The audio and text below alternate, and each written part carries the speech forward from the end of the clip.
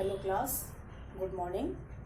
हिंदी में हम पाठ 11 गुरुदेव रविंद्रनाथ ठाकुर का अध्ययन कर रहे हैं। आइए हम इसके सेकंड पार्ट के लिए शब्दार्थ देखते हैं। प्रशंसक मीन्स प्रशंसा करने वाला, तारीफ करने वाला। ठीक है, कोई किसी की तारीफ करे, ठीक है ना, उसे हम प्रशंसक कहेंगे। प्रोत्साहन, हौसला बढ़ाना, एप्रिशिएशन करना, ठीक है ना, एप्रिशिएट करना। मंगल विधान, अच्छा विधान, शुभ कार्य, ठीक है, ये सब। पदबद्ध, जब कविता के रूप में कुछ लिखा जाए, ठीक है ना, तो कविता के रूप में जो लिखते हैं उसे कहते हैं पद्यबद्ध। और विलायक, विदेश को कहते हैं, फॉरेन बोलते हैं ना हम। दोबारा से, प्रशंसक, प्रशंसा करने वाला। प्रोत्साहन, हौसला बढ़ाने वाला, अप्रिशिएशन करना, एप्रिशिएट करना। मंगल विधान, शुभ कार्य, अच्छा विधान, अच्छा नियम। पद्यबद्ध, कविता के रूप में लिखना। और विलायत, विदेश। आपको मैं पहले ही बता चुकी हूँ, गुरुदेव रविंद्रनाथ ठाकुर ने हमारा राष्ट्रगीत जो है जन गण मन वो लिखा है, और हम उसका हमेशा स्कूलों में, सभी जगह, सभी सरकारी कार्यालय में उनका उपयोग किया जाता है। स्कूलों में हम हर डेली जो हमारी असेंबली होती है उसके अंदर हम प्रार्थना सभा में इसको गाया जाता है। और जब जब ध्वजारोहण होता है तब तब इसका गान किया जाता है। अब हमने पढ़ा था कि किस तरह से उन्होंने जब इनको गीतांजलि पढ़ी, अंग्रेजों ने खुश हुए और इनको सर की उपाधि 1915 में सर की उपाधि दी गई। लेकिन जैसे ही जलियांवाला बाग कांड हुआ 1919 में, है ना, इनको 1915 में दी गई थी। और 1919 में जैसे ही जलियांवाला बाग कांड हुआ, मैं आपको परसों बता चुकी हूँ कल वाले उसमें, तो उस समय जब निहत्थे लोगों पर जलियांवाला के अंदर जब गोलियों से भून दिया गया, तो ये इतने आहत हुए, इनका मन इतना दुखी हुआ, इन्होंने वो सर की उपाधि वापस लौटा दी। रविंद्रनाथ कर्म का मंत्र लेकर पैदा हुए थे, जीवन भर कर्म में ही लगे रहे।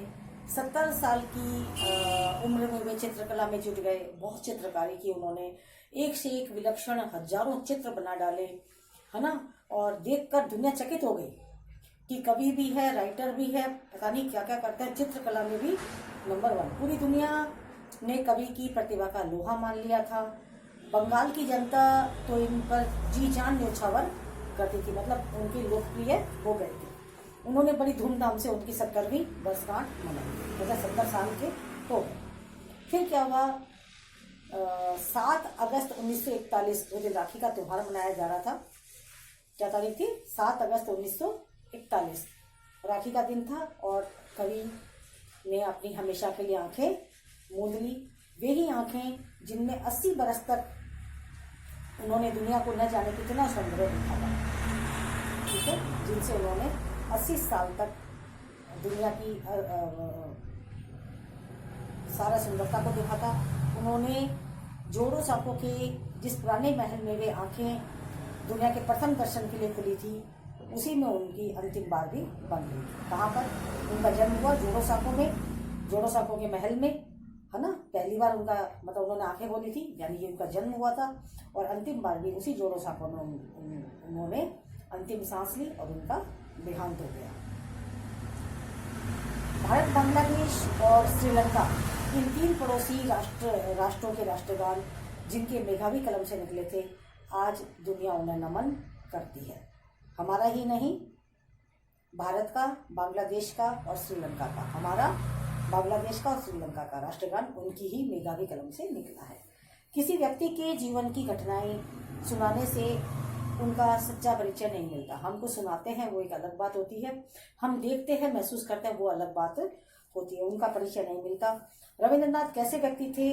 सुंदर और कद्दावर थे, गठन के सुडौल और काठी के बलिष्ठ थे, आंखों में स्निग्धता और चमक थी, स्वर गंभीर और मधुर था, हंसी की बात करते तो सारा मुखमंडल दमक उठता था, हाजिर जवाबी में उनका कोई जवाब ही नहीं था, तुरंत किसी बात का जवाब तुरंत दे दिया करते थे। गुरुदेव जब तन्मय होकर कुछ लिखने बैठते थे तो ऐसा लगता था मानो किसी और ही दुनिया में पहुंच गए। यही होता है लेखक के साथ, यही होता है। जब लेखक अपनी लेखनी से कुछ पंक्तिबद्ध करने बैठता है तो समझ लीजिए उसकी दुनिया अलग हो गई है।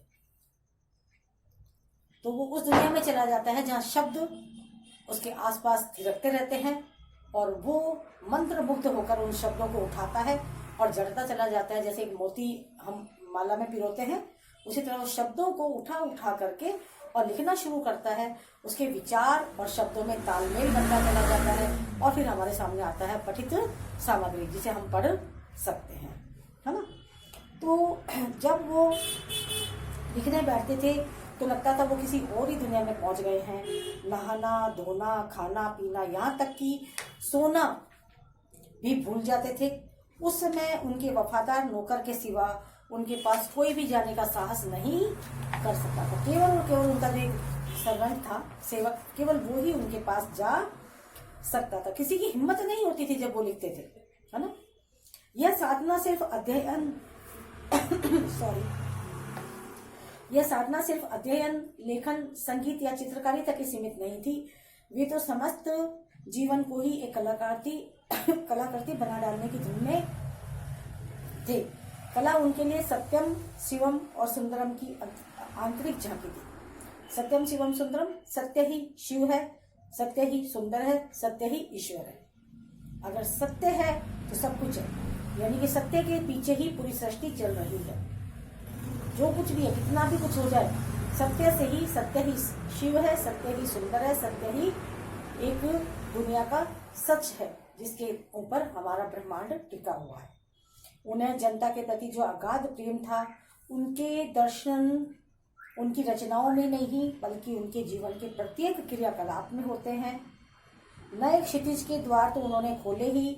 अपने देश की प्राचीन और मनोरम अनुष्ठान, अलंकार, वेशभूषा, साहित्य, शिल्पकला, संगीत, त्योहार आदि के पुनरुद्धार के बाद में भी वे बहुत लगन और श्रद्धा से जुटे हुए रहते थे। दिखावे से वे हमेशा दूर रहे। सिर्फ वही बात कहते थे जिस पर उनका आंतरिक विश्वास होता था।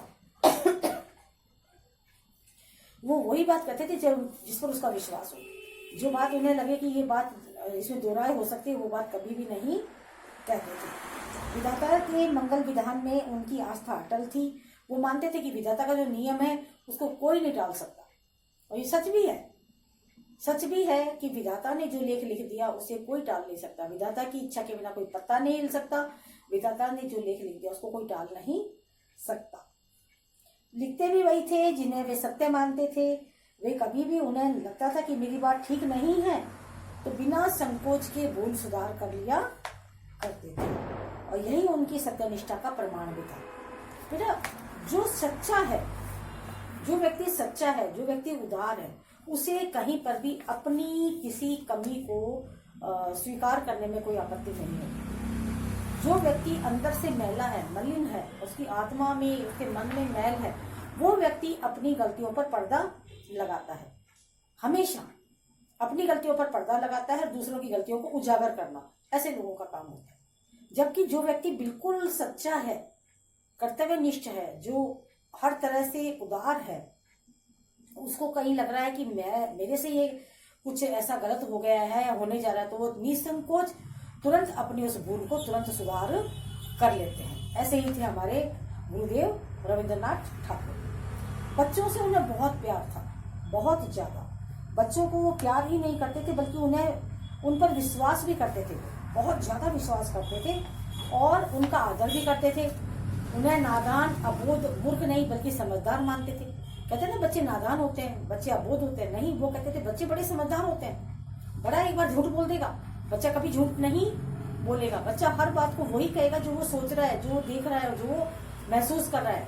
बड़ा फिर भी उसको कुछ लगा करके, कुछ कम करके, किसी बात को मतलब तोड़ मरोड़ के पेश करेगा। बच्चा हमेशा वही बात बोलेगा जो उसने महसूस की है, देखी है, सुनी है। उनका मानना था कि बच्चों को डांट के नहीं, फटकारने के बजाय उनके साथ खेला जाए, उनसे बातचीत की जाए तो उनके बच्चों के जो गुण हैं वो हमारे सामने उभर करके आ जाएंगे। बच्चों से हमें दूरी नहीं बनानी है बल्कि बच्चों के साथ हमें फ्रेंडली बन करके, उनके साथ खेल करके, कूद करके, उनसे बातें करके उनके अंदर की आंतरिक बातों का हमें जान लेना है। कवि को अपनी सुख सुविधा की परवाह नहीं थी और सादगी की सुंदरता में उनका अधिक विश्वास था। कवि ने कभी भी अपनी सुख सुविधा की परवाह नहीं की और हमेशा से बिल्कुल सादगी और सुंदरता, वो उनका अटूट विश्वास था कि सादगी और सुंदरता से बढ़कर दुनिया में कुछ भी नहीं है।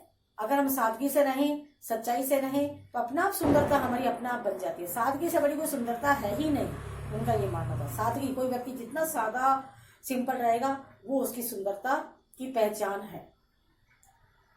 नकली और बनावटी चीजों से वो बचा करते थे।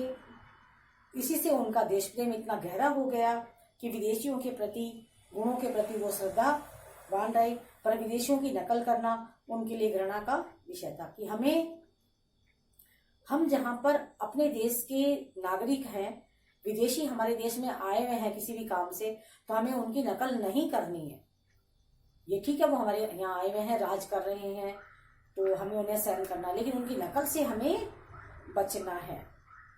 और अपने साहित्य और जीवन से उन्होंने स्पष्ट कर दिया था कि हमें न तो अतीत की नकल करनी चाहिए और न ही गैरों के तौर तरीकों की। हमें कभी भी जो हमारा अतीत चला गया, जो हमारा पुराना समय चला गया, उसकी नकल नहीं करनी है। और गैरों के तौर तरीकों की, कोई भी गैर व्यक्ति है, कोई भी दूसरा है, उसका तौर तरीका अलग होगा, हमारा तौर तरीका अलग होगा। इसलिए हमें अपने लिए अपना तरीका अपनाना चाहिए, हमें अपने लिए अपना तरीका बनाना चाहिए। दूसरों के तरीकों पे हम कब तक चलते रहेंगे? उनका तरीका अलग है, हमें अपने तरीके से कार्य करना चाहिए ताकि हम स्वस्थ रहें, दृढ़ राष्ट्र संस्कृति का निर्माण करें। हमें अपने लिए जीना है। जब हम अपने लिए जिएंगे तो हम राष्ट्र के लिए अपने आप स्वतः ही कुछ न कुछ हो जाता है। कोई व्यक्ति अपने लिए करता है तो अपने परिवार के लिए होगा, फिर परिवार से समाज जुड़ा हुआ है, जब समाज के लिए हो जाएगा, समाज से फिर पूरा एक साथ सारा कंट्री में आ जाता है धीरे धीरे करके वो, है ना। तो इस तरह से जब हम अपने लिए कुछ अच्छा करेंगे तो क्लियर है वो हमारे देश के लिए अपने आप ही हो जाएगा। ठीक है, हमारे गुरुदेव रविंद्रनाथ ठाकुर का विशेषत नमन करते हैं, उन्हें श्रद्धांजलि देते हैं। और हम अगर अपने जीवन में उनके एक या दो गुण उतार लें, मेरी कामना यही है कि मैं खुद भी और आप भी, हमें रविंद्रनाथ ठाकुर के एक दो गुण अपने जीवन में जरूर उतारने का प्रयास करना चाहिए। Thank you.